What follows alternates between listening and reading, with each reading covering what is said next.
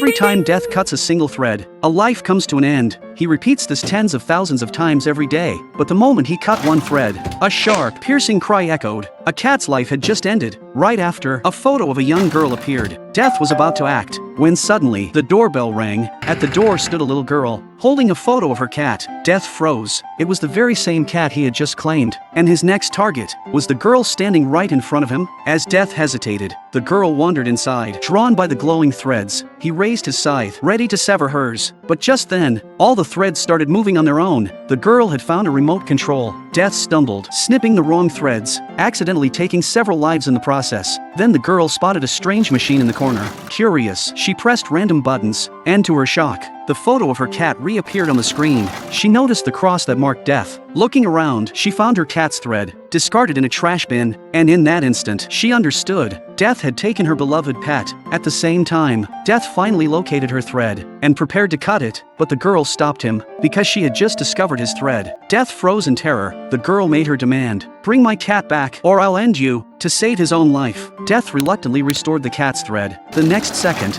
a familiar meow echoed outside. Overjoyed, the girl rushed out to find her pet. Once she was gone, Death sighed and closed the door. He stared at the tiny scythe in his hand, then smirked darkly. He tossed it aside, and picked up his massive, full-sized scythe.